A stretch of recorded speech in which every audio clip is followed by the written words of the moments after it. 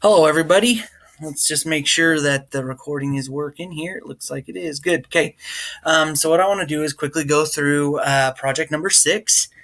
You are about done with the class, and that's crazy. So, this is for Botany and Zoe.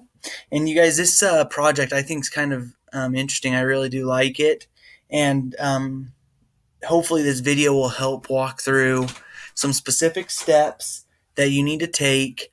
That way, you can get a full points on this and do it very quickly and not struggle through how to do it. So, anyways, this is a two-part project. So you'll do the first one in lesson number 27, the first part, and then the second part will occur in lesson 29. So for lesson 27, what you're going to do is look at some bone densities, okay? And it gives you an example. You can look at a chicken and a cow. You can do it however you guys would like. Um, and it wants you to get this from like after you eat chicken or something, or you can go ask the local grocery store. If you cannot, just look it up on the internet. It's totally fine.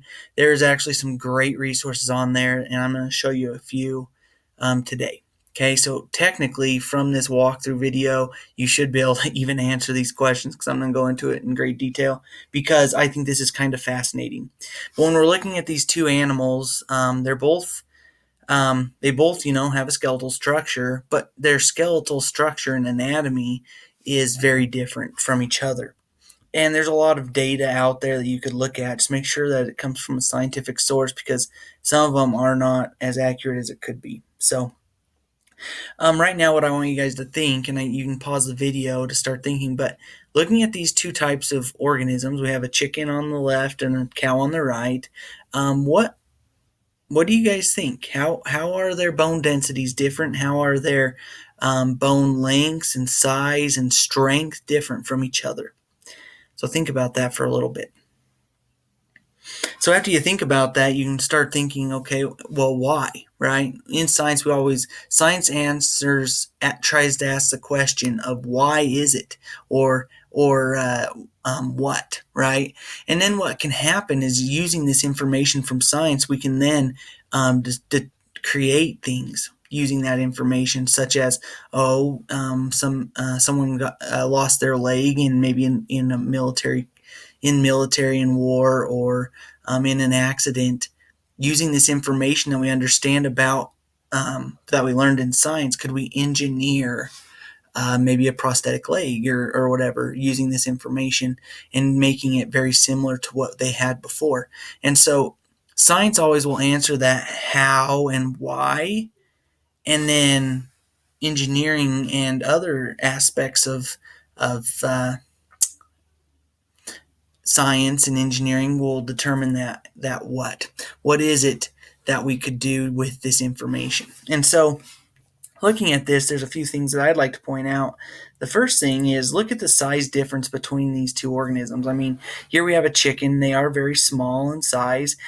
Chickens somewhat can fly, not as much as their relatives, but they do their bone densities are the same in the chicken and in other avian and bird-like organisms. But then we have these mammal, and here's a cow. They are very large. They can weigh a lot of weight. Um, and so, thinking about that, the chicken has to, and other birds must have. They need to be light so they can get off the ground and use as little amount of energy as possible to fly.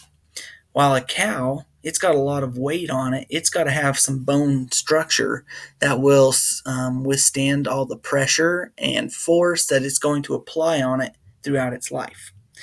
Okay.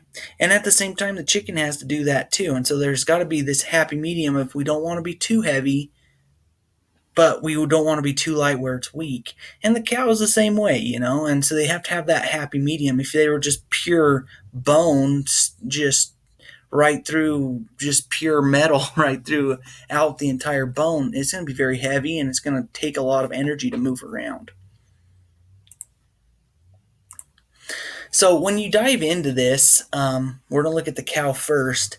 You're going to notice, and the lecture portion of this course goes into this, but you have what we call spongy bone, which is shown right here, and then compact bone, which you can kind of see on the outside of it all.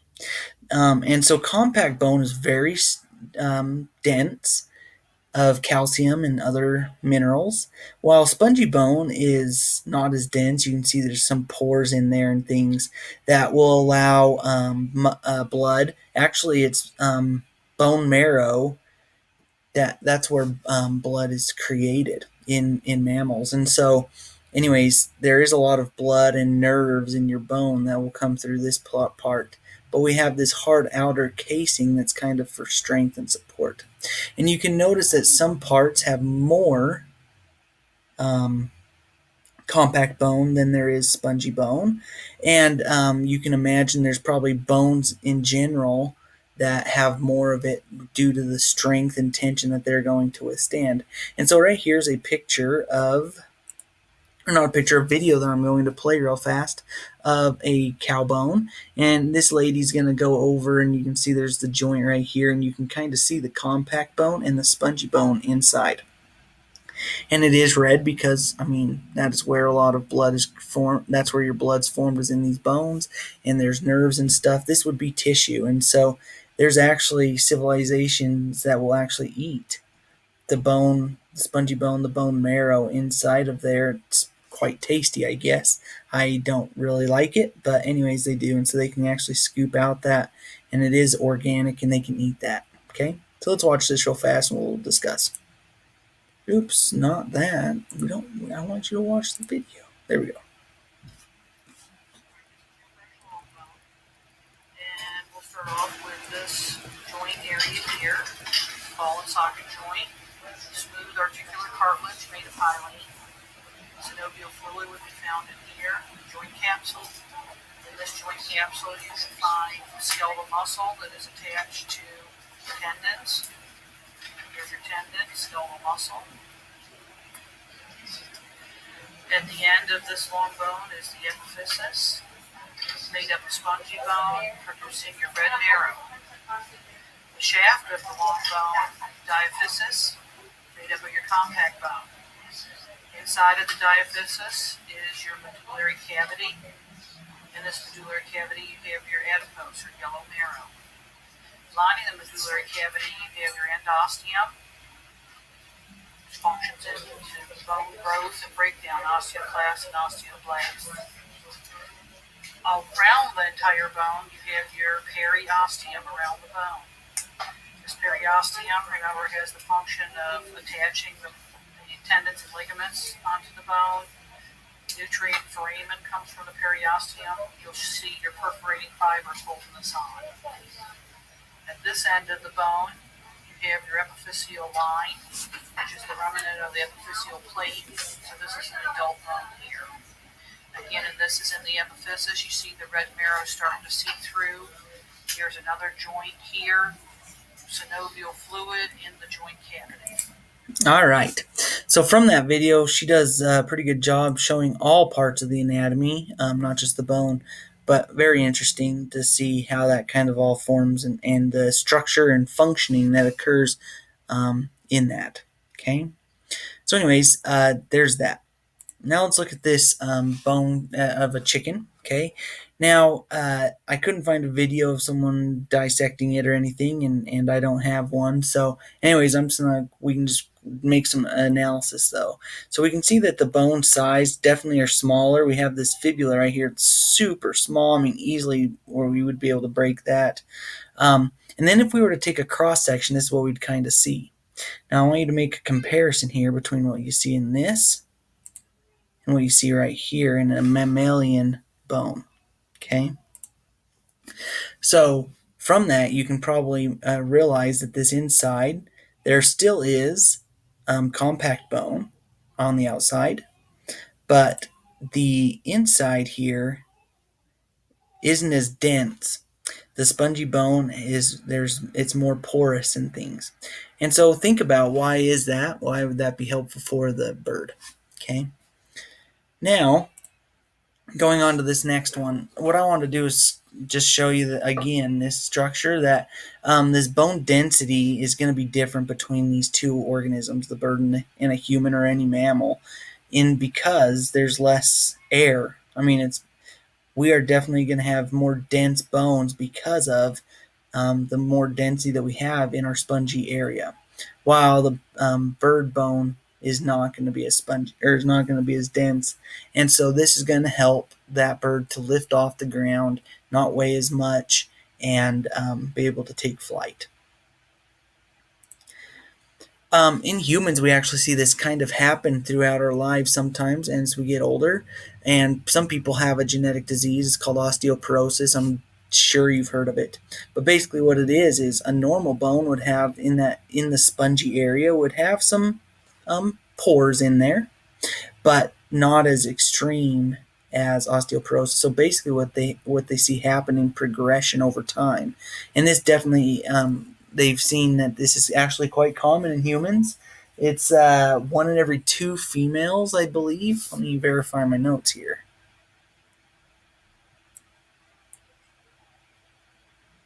Maybe. Yeah, here it is. Let's see.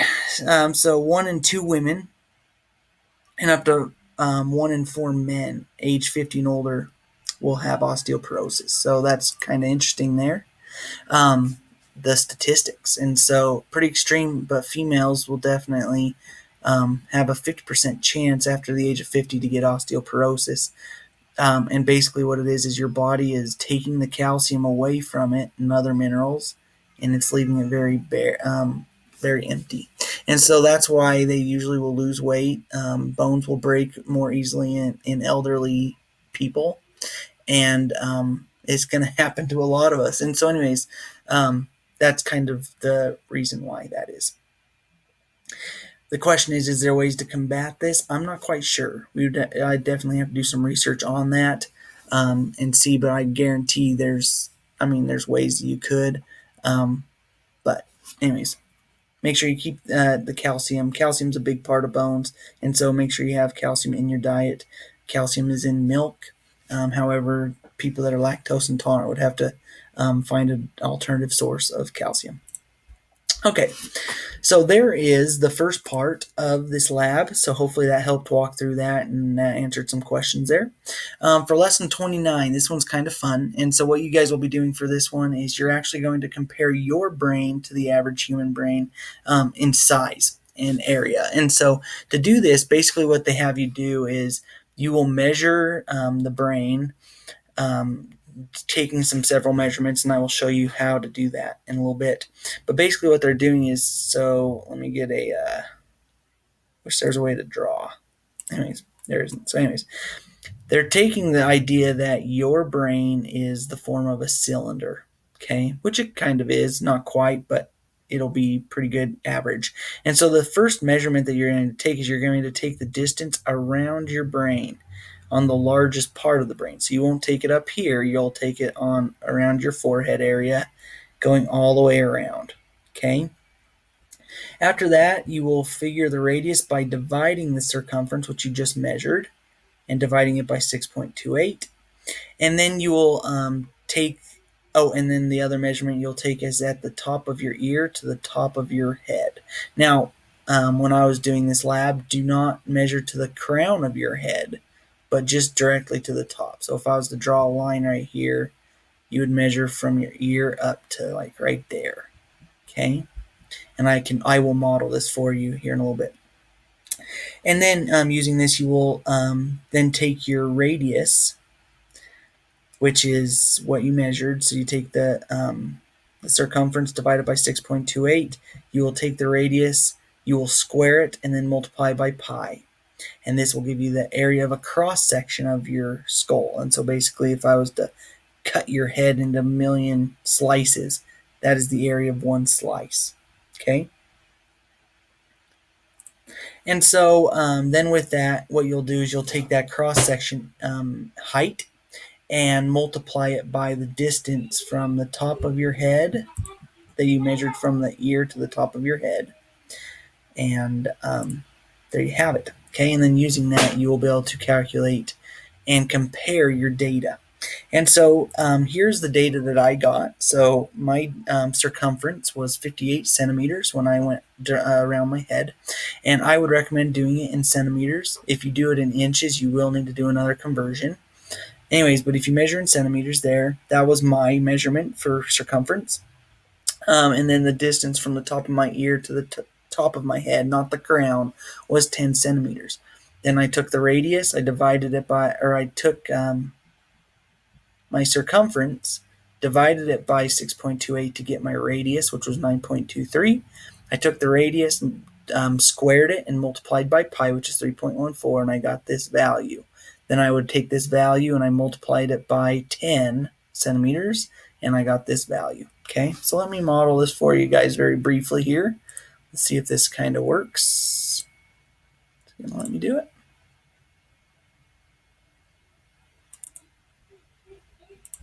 Okay, it might not let me do it. I thought it was going to let me put the camera up. Maybe I should have done it before. Anyways, nope.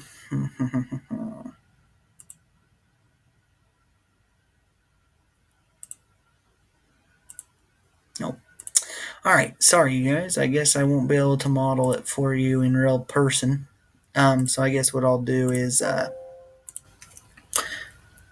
just make sure I'll go through this just a little more slowly. So again, just to show you the measurements, circumference will be around the head. Okay, and if you have the type of measuring tape I used was just one of those measuring tapes that my wife uses to do like fabric and stuff, so it's very flexible and bendy. Another thing you can do is just get a piece of yarn and then measure it on a tape measure from that, however you want to do there. So again, your circumference will be this. To get your to get your radius, you would divide the circumference by 6.28. You will take another measurement from the top of your ear to the top of your head, and then if you need to, I will put these slides up on the video help page, and obviously don't use my data, but you can use this table right here to make sure you're going through all the steps necessary. And then the last thing that you'll do is compare your value right here with the value of an average human cranial capacity. I must be very smart or just big-headed, I don't know, but I'm about double. So anyways, I thought that was kind of interesting, unless I messed up on my math, which I might have. Maybe you guys can check me. But if I didn't, that's basically what I got there, was almost double, not quite double, the average brain capacity. And what's interesting is I wonder where they got this. Is this including children with smaller heads? But however, different people throughout the world have, head size is different for everybody. And so kind of interesting there. If you do use inches, make sure that you use this conversion factor of 16.39 equals 1 cubic inch. All right. If you guys have any questions, please don't hesitate to email me or get a hold of me via text or Hangouts, and I will help you out in any way that I can. I'll talk to you guys later.